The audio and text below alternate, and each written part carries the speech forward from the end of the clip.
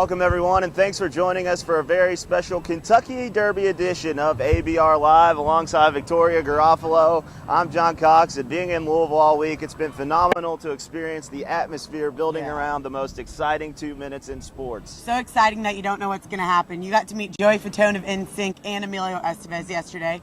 You don't know what's going to happen in the infield. You don't know who's going to cross the finish line first and bring home the roses.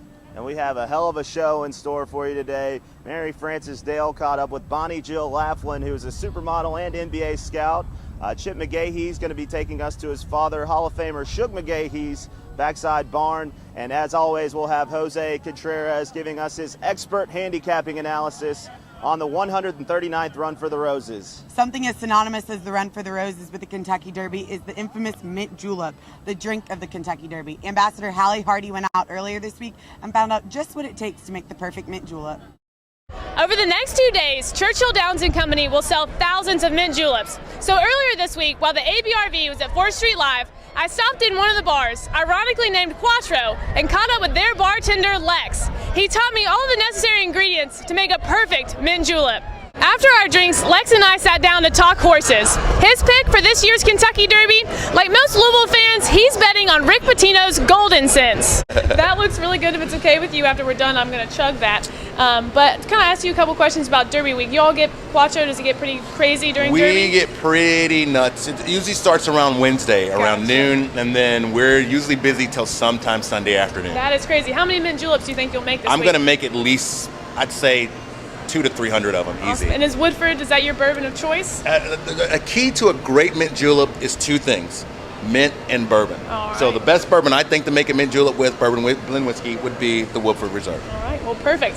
Have you been out to the Derby before, or you normally work it? I've been working it the last 20 years, but every now and then I'll get a year or so off where I can get out there and check everything out. Do you have any picks this week, or for this week? I like Pitino's horse. I think right. it's Pitino's year. He's got a championship. He's got, he's Hall of Fame coach. Right. I think it's going to be his year. Derby. What do you think about that new tattoo he's got? I like it. He should have got it right here. You think so? You can see it, right on his shoulder, so you can get the little muscle thing going. Gotcha. There. You think maybe if Golden Sense win, he'll get that tatted on his shoulder? If he does, I'll come in and buy him a mint julep myself. Well, perfect. With a stacked roster for this year's Kentucky Derby, who knows who will win? But a sure bet, always get a Kentucky mint julep. I know you've been to the Kentucky Derby, but I've never been, so I can't wait to try my first mint julep. And while there'll be plenty of mint juleps consumed on the front side and in the infield, we're going to send it out to the backside where Ambassador Chip McGahee is going to show us just how much work really goes into getting a horse into a big race like the Kentucky Derby. Thanks guys, Chip McGahee here. As you can see, we're back at lovely Keeneland this morning. We're here at the main track, but all the horses are out here exercising, getting in their morning routines. Most of these horses will go out pretty much every day to get their exercise. And then usually about once a week they'll get a timed exercise as well, timed work, so that we can try to prepare for the week's races in advance. These horses have just worked. You get a blanket put on them and they cool down, and then they also get washed off as well, kind of keep real clean obviously, but then they walk them for about 15 to 30 minutes afterwards so that they don't have lactic acid buildup, everything like that, just keep everything real smooth. As you can see with this horse right here, it's about to be getting washed. So they give them all a bath and everything, get all the sweat washed off of them, keep them real clean when they get to go back into the stall. Make sure they're obviously a happy horse. So they'll wash them off real good, and then they'll, like we said, they'll walk them afterwards, make sure they stay relaxed. And then after that, they'll get put back into their stall. So they'll go back into their stall, and then here in about an hour or so, around 11 or 12, they'll get their lunch, which will consist of obviously a bunch of oats, electrolytes, molasses, stuff like that to try to keep them happy. Thanks, Chip. And there really is so much that goes on beyond the backstretch, usually before any of us wake up in the morning.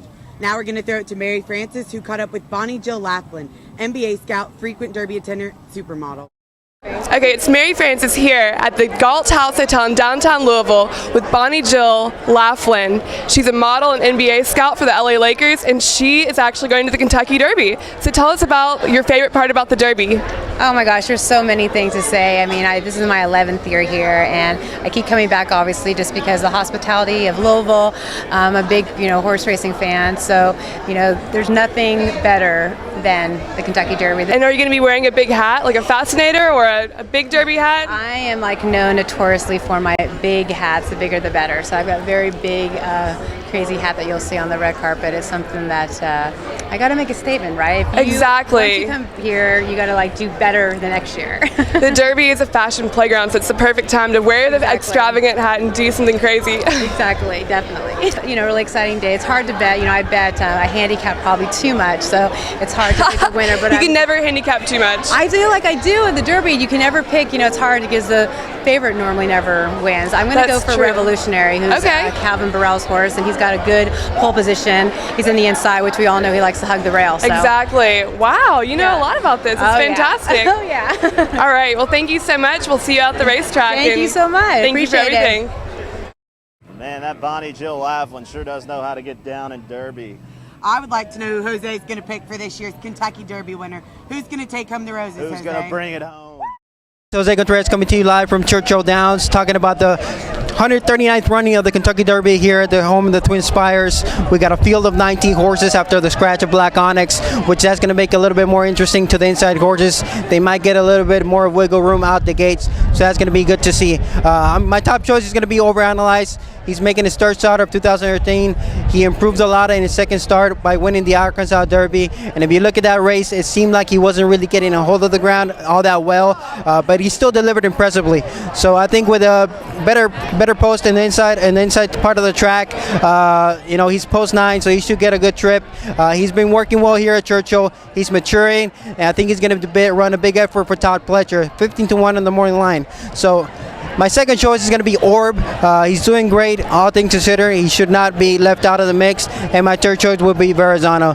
But I'm going to play a couple of exactas. I'm going to do Overanalyze on top with All for second, and I'm going to flip it, go All for first, and Overanalyze for second. So Overanalyze is my pick. Back to you guys. With such a big field, you really never know who's going to cross that finish line first. I'm going to have to go with Verrazano, Orb, and then throw in Vijak. What about you? I hate taking the chalk, but I think as long as Orb gets that good trip, I think he's going to be there at the end. Also throw in It's My Lucky Day and Revolutionary to be in the money. But that's about all the time we have for today. Make sure you're to tune in to NBC starting at 4 p.m. Eastern Time for live coverage of the 139th Run for the Roses. But for Victoria Garofalo and all of our America's Best Racing team, I'm John Cox. Giddy up. America!